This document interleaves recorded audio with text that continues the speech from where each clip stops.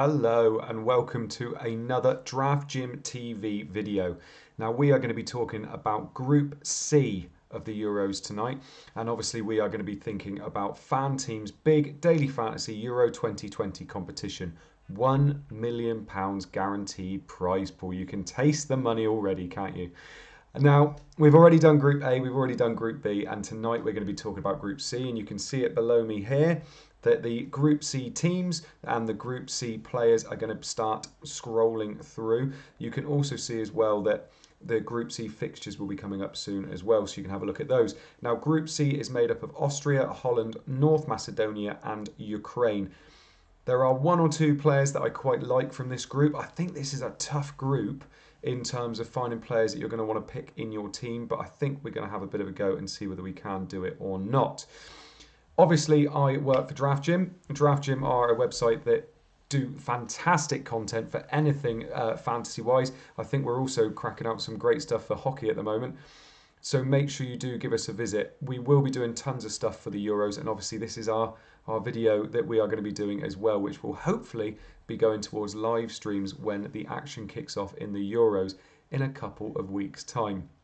So tonight we're going to be looking at each team, we're going to be looking at bargains, we're going to be looking at key players, we're also going to be looking at a best of Group C at the very end, which Motley Barnett's friend of the stream does for us, and I basically try and rip it apart if I can in a very, very nice way, and just discuss kind of whether I like who he's picked and whether I would pick anybody different. Now we're going to kick things off straight away with Austria. Now, Austria are a team that actually, this is only their second time.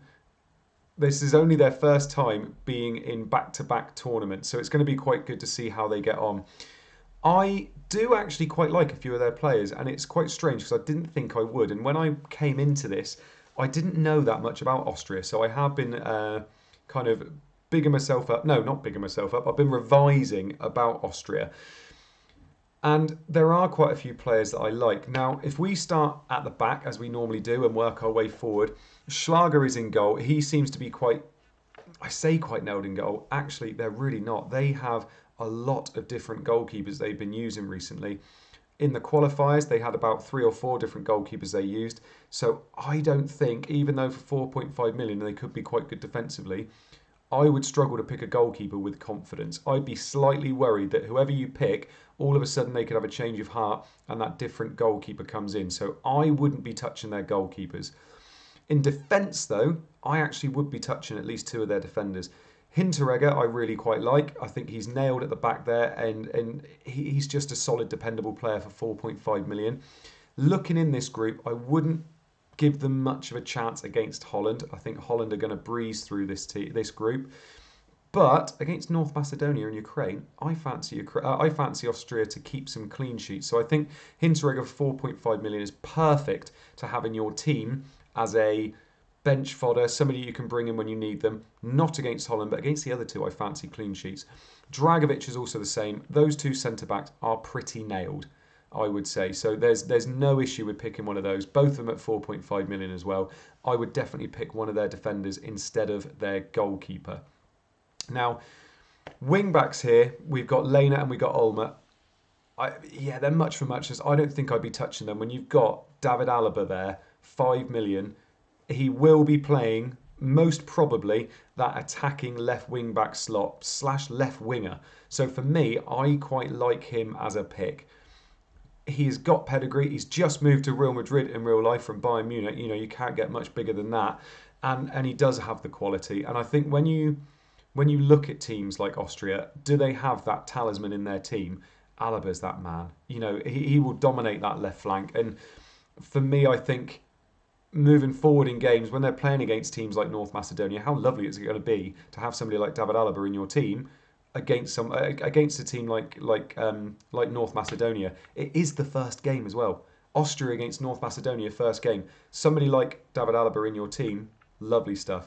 The other player I should mention, because those 3 then, you've got Ilsanker, Baumgartner and Grilic, are all quite defensive to try and let the people around them do quite well. Grilic can be a little bit more attacking, but for me, Sabitzer is the other player you can look at. It's tough for me to be picking more than one Austrian player. unless you're playing the official game where you are most likely going to be free hitting or wildcard, and you can't do that in fan team. You've got to keep this team up until the elimination round. So I would be struggling to pick more than one Austrian player, and I think Alaba would be the man I'd probably be going for. But Sabitzer, if you want somebody where actually I quite fancy this Austrian team to score a few goals in the groups, I think Sabitzer is a quality pick. 5.5 million isn't the cheapest, but I do think he could do quite well in the groups, especially if they hit the ground running. I think he could do quite well. Kalajic up front isn't a bad option either. He's yet to be priced, or at time of recording, he's yet to be priced. There is a lot of talk about Arnautovic potentially coming in as well. For me, with his injuries and his attitude, I think Kalajic is probably going to be preferred instead of Arnautovic. If Arnautovic is preferred, and we get anything from the friendlies to think, yes, actually, it's probably going to be him, then he will be on a lot of set pieces. So someone like Arnautovic might be worth looking at if we get any kind of indication that it's going to be him that's getting the nod up front. But if it's Kalajic, I think he's a good little punt to have up top. I'm assuming they're going to price him around 5.56 million. I think might be a bit too much. For me, I think in this Austrian team, it's going to be Alaba, Sabitzer, or one of those centre-backs I would go with, and it's probably going to be Hinteregger I would prefer, if I am completely honest. So that is the Austrian team. I think this Austrian team is going to be coming second in this group. I don't see any reason why not. I think they're going to have a hard time against Holland, but you don't have to worry about that straight away. That first game against North Macedonia is primed to put Austria into a nice position. Then we move on to this lovely little Netherlands team. Now, before I talk about their team, I do just want to talk about their potential in this tournament.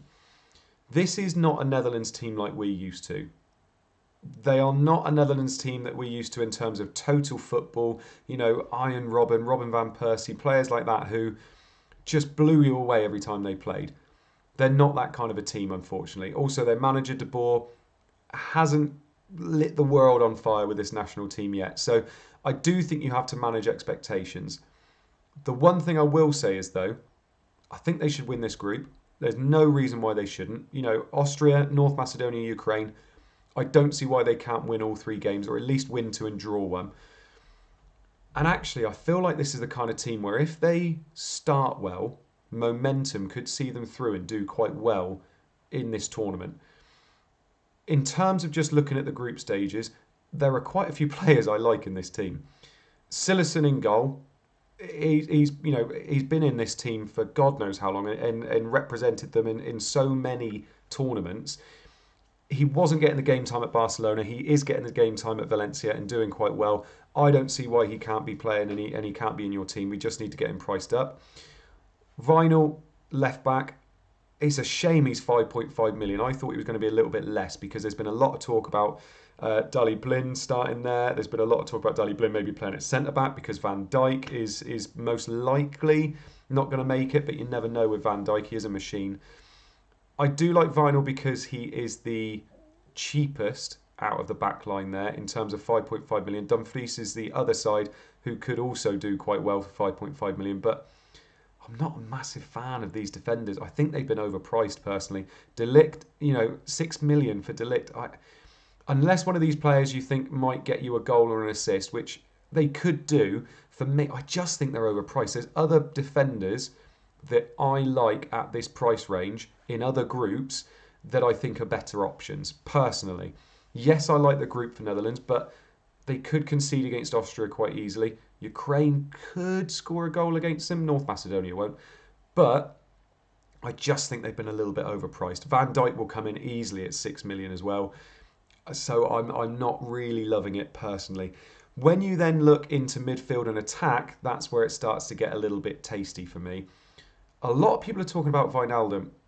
People have to realise Wijnaldum does play differently for Netherlands than he does for Liverpool. He's not that player for the Netherlands where he has to recycle the ball and he has to play deep. And with the Netherlands, because they've got Frenkie de Jong doing all that work for him, actually Wijnaldum can get forward a little bit.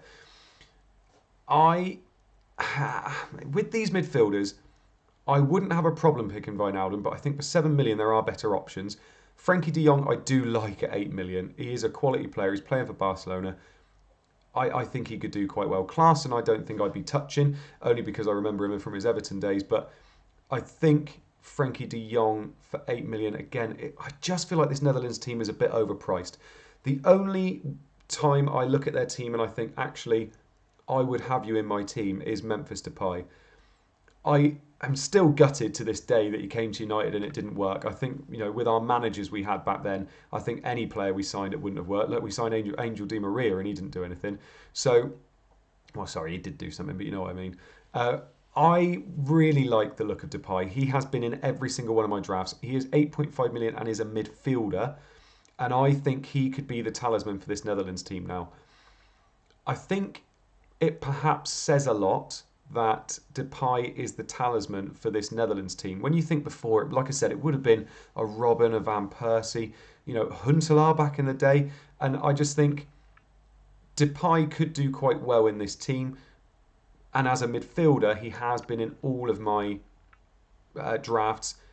And I think the group is quite nice. They're going to score goals, and it's just trying to pick who scores the goals. Luuk de Jong in the middle there could also be the player to score the goals for this team. And actually, when you look at this team, you've got creators and workers in the middle. You've got Depay and Berghuis on the wings as well. Somebody's going to be getting on those crosses. Somebody's going to be finishing those chances.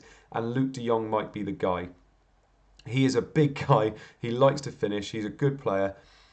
But for me, I think the only player I have kind of any real confidence with going into this group stage is probably be Depay. I do feel like this Netherlands team, apart from Depay, could be being quite overlooked. So if you're somebody that has a lot of confidence in the Netherlands, then yes, you could put a Frankie de Jong, a Depay, and a Wijnaldum in your team. And if Netherlands do well in the group stages, then you could be absolutely laughing, because I do feel like they could be quite overlooked. I do think that there is also going to be a little bit of rotation, potentially. I feel like this a lot with those 4-3-3 teams. Those wingers and those wing-backs could potentially get rotated. But if you fancy a bit of a move on the Netherlands, I would not blame you at all. Now, this could be a bit interesting. I had to do a lot of homework on North Macedonia. Basically, after doing all my homework on North Macedonia, I would say don't touch them at all. There are very, very few players here that have any real calibre. There are very few players here that are playing first-team football consistently in their leagues they're playing in as well. And some of them are playing in second division leagues in France and Spain at the moment. When you look at the team, and yes, I have put Ristovski and Alioski the wrong way round, I do apologise. Dmitrievski is nailed in goal. There's absolutely no problem there. And then when you get to defence, it looks a little bit cloudy. So Alioski, I would say, playing left back there, he could be on penalties for them, but 4.5 million for a team that is most probably going to get battered every game, I don't think is good value. Yes, he could be taking the penalties, but are North Macedonia going to get penalties? I don't think so. Are they really going to concede a penalty? Are they really going to get a penalty against the Netherlands, against Austria, against Ukraine? I don't think so. They are the absolute whipping boys of this group. Now, if you want to be someone that puts Alioski in your team, and you want to be somebody that puts Pandev in your team, which we'll get to in a minute, and they do well, I mean, fair enough. You're a better man than me. Personally, I wouldn't be wasting my money on North Macedonian players. If you were that way inclined, though, Alioski, yes, could be on pens, does get forward, plays for Leeds. He's been good for Leeds this year as well. Apart from that, the midfield I wouldn't really touch. Elmas and Kostaninov, yes, they could do okay, but I don't see it personally. And then, if you're a bit of a footy man, connoisseur, Pandev up top. I mean, he's 37 years old. He retired 3 years ago, I think it was. So he's probably the one there that they're going to look to the most. And if they're going to score a goal, if you fancy North Macedonia to get out of this, well, not get out of this group, because I don't think they're going to, but if you fancy them to score a few goals on their way out, Pandev is going to be the man that gets them. So for me, it would be Alioski and Pandev are the only two I'd touch in this, and I won't be touching them anyway. Lovely kit, though. And then we finish off with Ukraine. And if you thought I'd struggle with some of the other players' names, I'm going to struggle with the Ukraine names. Now, Shevchenko comes into this tournament as their manager. I think they're going to finish third in this group, and I think they're going to have a struggle to finish as one of the best three teams, one of the best third place teams in the tournament. One thing I will say is they're not that bad defensively, so I do think that teams are going to struggle going up against them. So, for instance, if you're Austria and you've got some Austrian players in your team and they're going up against Ukraine that week, I would struggle to captain players against Ukraine.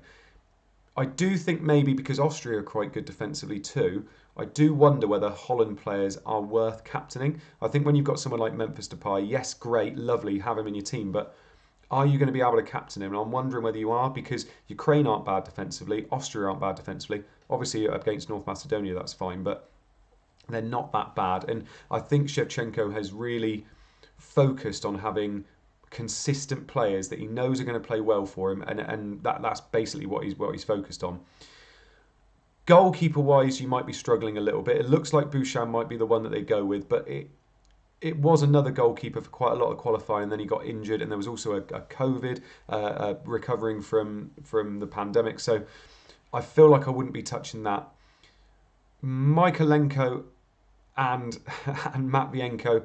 Matvienko is Shevchenko's man. He loves him. He loves the fact he's consistent. He's played all but one game, I think, in qualifying. So they aren't bad players to go with if you fancy Ukraine to frustrate the opposition. Karavayev is also a player, but for 5 million, I don't think I'd be going there. I think I'd be going for Matvienko or Mykolenko personally for 4.5 million. But even then, I'd be hard-pressed to pick a Ukrainian defender in my team, even though they might frustrate. So for 4.5 million, I think they're going to be players that sit on your bench. Now, Zinchenko is the player I think you need to have a look at potentially.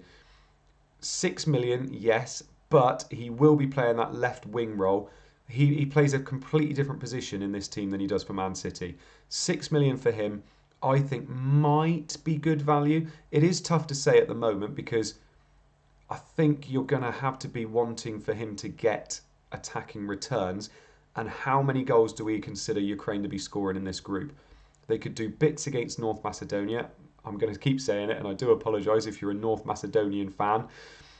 But you need them scoring goals. They're not going to score that many against Holland. Austria are tough. I see that game being 0-0, 1-1. And then North Macedonia, they could do well. So if you fancy Zinchenko to do well, you know, Pep Guardiola trusts him, so we should probably trust him too. And then up top, you've got Yarmolenko and you've got Yaremchuk, which are the two that I would potentially be looking at. But again, 5.56 million, you've got to look at that value and think, is that the best value I can get from players playing, you know, in this tournament? Do you fancy Ukraine to score lots of goals? Not really, if you're perfectly honest. And with Marlos up front, I mean, it could be quite a few playing up top, if I'm honest. There's also Konoplyanka that could come in on the wings as well. But for me, I'd struggle. I think Yaremchuk's probably the one I would be going for. 5.5 million for him. Yarmolenko's been in and out of injuries as well, so I think Yaremchuk's probably the one I would fancy up top. Now, we look at Motley Barnett's, Motley Barnett's, at his best of Group C team. And I won't lie, I think it's quite hard to go anywhere against what he's gone for. I do like the players he's gone for. It is worth mentioning, when Motley Barnett's does this, he's basing it on the official fantasy game for the Euros. So there are slight differences. For instance, Zinchenko is a defender on that game. He's not as a midfielder in FanTeam.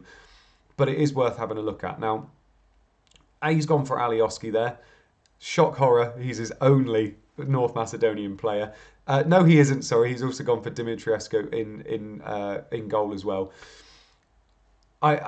You're not gonna pick these players, so I'm going to skip past these. Now, he has gone for Daley Blind in defence. I think it's worth looking at the friendlies and seeing whether Daley Blind's going to play. I personally don't think he is. I think it's going to be Vinyl, and then you never know. If Van Dijk is fit, then Daley Blind doesn't get in. If he's not, Daley Blind could play in there. It could also be De Vrij as well next to De Ligt. So I don't think Daley Blind's going to be my pick. I think my pick will most likely be Vinyl. It might be Dumfries. It might even be De Ligt. But I think Vinyl's probably the way I would go. And then he has gone for Zinchenko. I do quite like Zinchenko. I will say that. I do quite like him. David Alaba as well. I've got no problem with the Alaba pick. I picked him in the last Euros, and I think he got 2 clean sheets in the group stages, and he got an assist in one, and he's always looking to be kind of man of the match as well. I do quite like David Alaba as a pick. Now, where we differ slightly here is that Motley's gone for Berghuis. I wouldn't be going for Berghuis. I think Depay, maybe Luke de Jong are where I'd be going for in this Netherlands attack. I do like the idea of going for Wijnaldum, but I do worry that if you pick him, you're just picking him because you're a Liverpool fan. Sabitzer, I do like Sabitzer for Austria as well. No problem there. I think him and Alaba are the go-to guys for me in this Austrian midfield. Depay, yes, like Depay, 8.5 million midfielder, absolutely nothing wrong with that whatsoever. And then Kalajic up front. As I've said before, it is about Arnautovic. It is about whether Arnautovic is going to start up top as well and be given the nod. I do think, though, and I've got him in my official team as well, I think Kalajic could do quite well. I feel like, especially against that North Macedonian team, there's nothing wrong with putting him in your team and then taking him out after the first week. Yes, having planned transfers when there's only one transfer a week is tough, but at the same time, you cannot ignore that North Macedonian opposition for the first game. So for me, Kalajic, I do really like. I think there's a few changes I would make there, but actually Motley Barnett, he knows what he's talking about. I just like it in terms of discussion. Now, that is Group C. I hope this has helped you a little bit. If it has, please make sure to like and subscribe the video. We will be coming back for you on Sunday with Group D, and then Group E and F will be done at some point before Tuesday. So you will have all of the content you could need, Group A to F, all done by Tuesday. Now, please make sure, as I said, to like and subscribe. Make sure you jump over to Draft Gym if you would like to have a look at some of our other Euro content as well. And make sure if you need to have a look at FanTeam and you're not sure what you're doing, drop me a DM. I'm more than happy to chuck you my referral code and get you started if you would like as well. So, not long to go now. Looking forward to getting the rest of the content out there, and I will see you very, very soon. Oi, oi.